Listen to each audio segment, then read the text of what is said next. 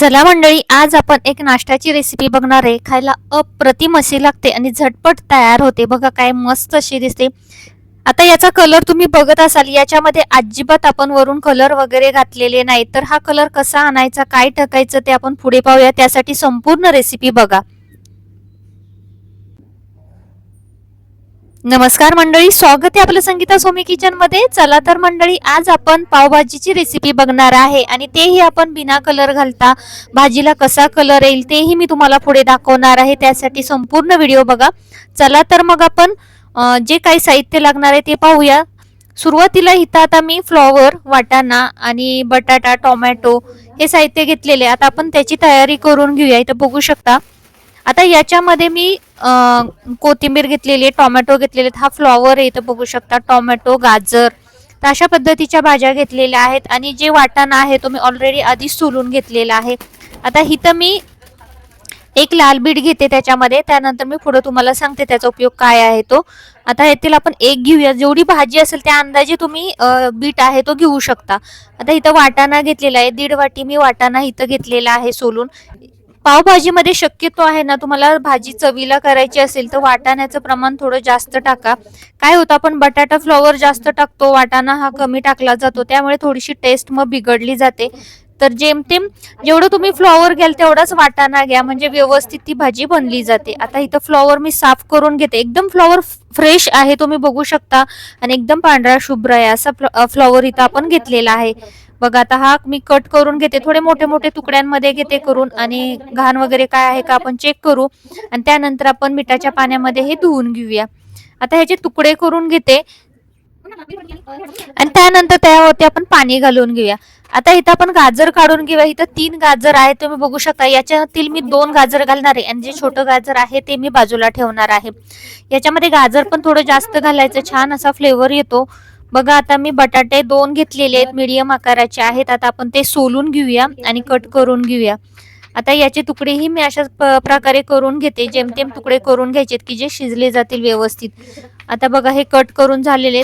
आता आपण जे गाजर घेतलं होतं तेही वरची साल काढून घेतलेले आहे, आणि हे लाल गाजर नाही, येथे ऑरेंज वाले गाजर मी इथं घेतलेले आहेत. त्यानंतर जो बीट घेतला होता तो आपण सोलून घेऊया आणि त्याची वरची साल काढून असेच तुकडे करून घेऊया. तर पाण्यामध्ये टाकताना बीट आपल्याला आत्ता टाकायचा नाही, हा बीट आहे तो आपण नंतर टाकणार आहे, तो तुम्हाला मी सांगते. आता गाजर पाण्यामध्ये घालून घेते, त्यानंतर आपण जो वाटाणा सोलून घेतला होता त्यावरती ही पाणी घालते आणि चांगलं स्वच्छ धुवून घेते. आता या सगळ्या भाज्या आहेत ना आपण स्वच्छ धुवून घेऊया. त्याचबरोबर जे टोमॅटो घेतलेले आहेत मी तेही आता आपण धुवून स्वच्छ बाजूला ठेवले, ते आपण नंतर कट करायला घेऊया. आता इथे एक कुकर घेतला, जेणेकरून कुकर थोडा मोठा घ्या की तुमची भाजी तुम्ही किती घेतलेली आहे त्या अंदाजे कुकर घेऊ शकता. आता गॅस चालू करते आणि त्यावरती आता आपण ज्या भाज्या घेतल्या होत्या त्या घालायला सुरुवात करूया. पाण्यातून निथळून याच्यावरती भाज्या आहेत त्या घालून घ्यायच्या आहेत. सुरुवातीला गॅस आहे तो मी स्लोवरती ठेवलेला आहे. सर्व भाज्या घातल्या की त्यानंतर आपण गॅस आहे तो फास्ट करून घेऊया. तर सगळ्या भाज्या आहेत तो पाण्यातून निथळून यावरती घालून घ्यायचे. आता बघा इथं वाटाणा घालून घेते. पूर्ण ऑलमोस्ट कुकर आहे तो माझा भरत आलेला आहे. ज्यावेळेस आपण आता बघा त्यानंतर वाटाणा घातल्यावरती जे लाल बीट होतं ना ते मी शेवटी घातलेलं आहे, आणि त्यानंतर हे जे टोमॅटो होते 2 ते आता बारीक कट करायचे. जर जून असतील तर त्यातील बिया काढून नंतर त्याच्यावरती टाका. टोमॅटो घातले आणि त्यावरती आता आपण पाणी घालून घेऊया. याच्यामध्ये मी 1.5 तांब्या पाणी घालून घेतलेलं आहे, आणि आता आपण याच्या कुकरच्या शिट्ट्या करूया. कुकरची शिट्टी होत असेल तर 3 शिट्ट्या करून घ्या. आता बघा इथं जे मी ऑलमोस्ट 4 कांदे घेतलेले, तर 2 कांदे ते मी भाजीला वापरणार आहे, आणि यातील 2 कांदे ते आपण तोंडी लावायला किंवा वरून आपण भाजीमध्ये घेणार आहे त्याच्यासाठी ठेवणार आहे. तर मी एकदाच कट करून घेते. मग काय करूया, कांदा कट करून झाला की त्यातील अर्धा कांदा आहे तो आपण बाजूला ठेवून घ्यायचा, की जो आपल्याला सर्व करता येईल खाताना. त्याच्याबरोबर फ्रेश कोथिंबीर अशी घेतलेली आहे, तीही एकदम बारीक कट करून घेतलेली. आता आपण खायचा कांदा आहे ना तो बाजूला काढू अर्धा, थोडीशी कोथिंबीर काढून त्यानंतर आपण त्याच्यासोबत लिंबू चिरून घेणार आहे. आता इथं बघा भाजी आपली परफेक्ट शिजलेली आहे. भाजी जास्त पण शिजवायची नाही. काय होतं, प्रमाणापेक्षा जास्त भाजी शिजली ना किंवा त्याच्यातील जी जीवनसत्व असतात तीही नाहीशी होतात आणि चवीलाही लागत नाही. बघा आता परफेक्ट आपली भाजी शिजलेली आहे. चमच्याने स्मॅश केलं तरी सुद्धा भाजी आपली स्मॅश होतीये. तर आता काय करायचं, मी स्मॅशर घेणार आहे म्हणजे पटकन काम होईल त्यासाठी. बघा चमच्यानेही स्मॅश होऊ शकते. आता आपण मी जे स्मॅशर घेतलं आणि त्याने आपण स्मॅश करून घ्या, म्हणजे व्यवस्थित लवकर अशी स्मॅश होईल. बघा आता ही भाजी आहे ना त्याच्यामध्ये लाल बीट टाकल्यामुळे ऑलमोस्ट आता ज्यावेळेस तुम्ही स्मॅश कराल तेव्हाच तुम्हाला दिसून येईल की त्याचा कलर एकदम लाल लाल दिसतो, म्हणजे आपल्याला वरतून कलर वगैरे घालायची गरज लागणार नाही. काय होतं बऱ्याच ठिकाणी जेव्हा आपण बाहेरची भाजी खातो ना त्यावेळेस खूप खूप खूप सारा असा त्याच्यामध्ये कलर घातला जातो आणि मग ते खायला पण आपल्याला शरीरासाठी हेल्दी नसतं किंवा आपण मुलांना खायला घालतो. त्यापेक्षा अशा पद्धतीचं घरच्या घरी तुम्ही बनवू शकता. बघा काय मस्त असा कलर आलेला आहे. ज्यावेळेस ही भाजी आणखीन शिजेल ना तेलामध्ये, म्हणजे हे जाईल, शिजली जाईल, नंतर परतली जाईल, त्यावेळेस आणखीन त्याला छान असा कलर येतो. आता इथं मी या पळीने 3 पळी तेल घालून घेतलेले, त्यानंतर जो चिरलेला कांदा घेतला होता, म्हणजे ऑलमोस्ट 2 कांदे बारीक चिरलेले घेतले, ते ह्याच्यामध्ये घालून घेतले. चांगले परतून घ्यायचे. त्याच्यावरती चवीनुसार मीठ ऍड करायचं. आलं लसूणची पेस्ट 1 चमचाभर घालून घ्यायची. आता बघा कांदा चांगला परतला, त्याचा कलरही चेंज झालेला आहे. आणि त्यानंतर कांदा चांगला परतला नाही की त्यावरती आपण मग बाकीचे मसाले घालून घेणार आहे. आता हा कांदा परततो, अजून 1 मिनिट परतून घेऊ. तोपर्यंत इथं बघू शकता काय मस्त असा कलर दिसतोय. हेच मी मॅश करून घेतलेलं आहे. बघा ज्या सगळ्या भाज्या आहेत त्याचा कलर तुम्ही बघू शकता, अप्रतिम असा दिसतोय. तुम्हाला वरतून कलर घालायची अजिबात गरज लागत नाही. चला तर आता कांदा आपला भाजलेला आहे. याच्यामध्ये चवीनुसार तिखट ऍड केलेलं आहे. त्यानंतर अर्धा चमचा हळद, मी लाल तिखट आहे ते छोटे 2 चमचे घातलेले, हळद अर्धा चमचा घातलाय, जिरा पावडर, धने पावडर छोटे 1-1 चमचा घालून घेतलेला आहे. त्यानंतर सुहानाचा जो पावभाजीचा मसाला येतो तर तो मसाला मी याच्यामध्ये 3 ते 3.5 चमचे घातलेला, म्हणजे जो आपण 10 रुपयाचं पॅकेट येतं ते पूर्ण याच्यामध्ये घालून घेतलेलं आहे. त्यामुळे भाजी ना अप्रतिम अशी बनते. बघा आता हे संपूर्ण याच्यामध्ये घातलं, चांगलं मिक्स करून घेतलं. 2 मिनिटं आहे तो मसाले चांगले परतून घ्यायचे, त्याला छान असा घमघमाट सुटतो. आणि त्यानंतर आपण त्याच्यावरती थोडंसं मीठ चेक केलं मी, आणि त्यानंतर चवीनुसार मीठ ऍड केले. मगाशी मी मीठ टाकलं नव्हतं.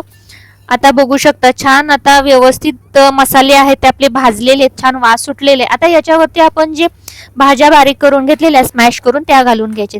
आता हिथं तुम्हाला यातील जी भाजी आहे ना ती मी थोडीशी भाजी शिल्लक ठेवणार आहे की जेणेकरून मला नंतर फ्रेशमध्ये बनवता येईल. त्यासाठी मी हे स्मॅश केलेली भाजी अशीच एका हवाबंद डब्यामध्ये भरून फ्रीजमध्ये ठेवू शकते. ते तुम्ही 2-3 दिवस असं ठेवून पुन्हाही बनवू शकता. आता बघा याच्यामध्ये ऑलमोस्ट मी भाजी घालून घेतली, थोडीशी भाजी शिल्लक ठेवलेली आहे. आता याच्यामध्ये आपण साईडला आहे ना पाणी गरम करत ठेवूया. तोपर्यंत सुरुवातीला ही वाफ लावून घ्यायची. मसाल्यामध्ये छान भाजी वापरली ना नंतर आपण याच्यामध्ये एकदम कडक केलेलं पाणी घालून घ्यायचं, कारण की ही भाजी आहे ती भाजीमध्ये पाणी जास्त नव्हतं.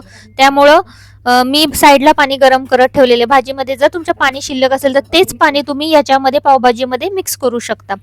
आता मी ही भाजी इथे अशीच वाफवून घेते. इथं कलर बघू शकता अप्रतिम असा आलेला आहे आणि वास तर घमघमाट सुटलेला आहे छानपैकी.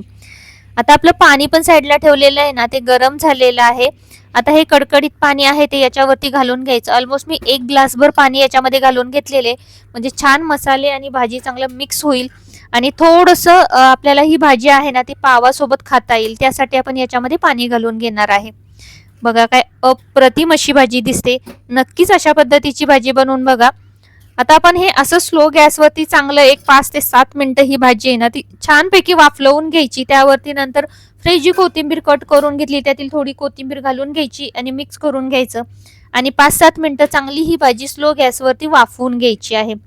बघा काय अप्रतिम अशी भाजी दिसते, बघूनच तोंडाला अगदी पाणी सुटेल.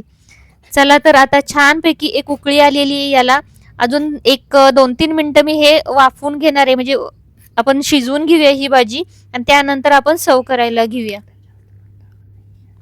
मंडळी इथपर्यंत जर तुम्ही व्हिडिओ बघत असाल आणि तुम्हाला थोडा जरी व्हिडिओ आवडला असेल, रेसिपी आवडली असेल तर चॅनलला लाईक, शेअर आणि सबस्क्राईब करायला विसरू नका. बेल आयकॉन प्रेस करा अशाच आपल्या साध्या आणि सोप्या रेसिपी पाहण्यासाठी. चला तर आता आपण पावभाजी तर आपली तयार झालेली आहे. तर आता आपण पाव गरम घेऊया.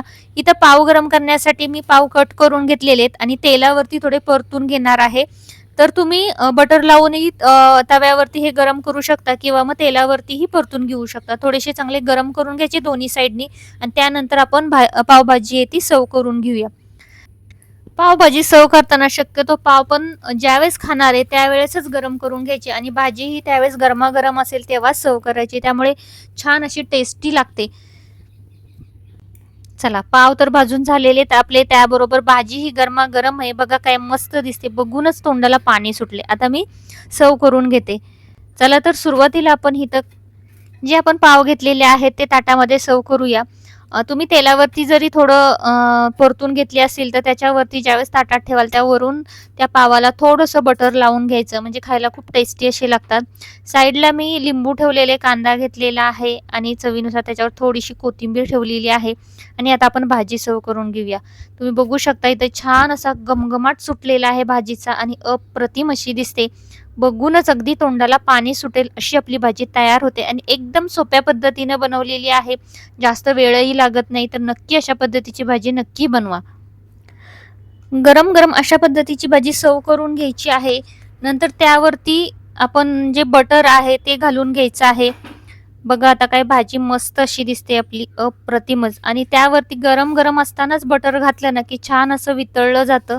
इथे बघू शकता भाजीला जो कलर आलेला आहे ना तो आपण त्यामध्ये बीट घातलेला आहे त्याच्यामुळे आलेला आहे. त्यामुळे आपल्याला वरून कोणताही कलर वापरायची अजिबात गरज लागत नाही.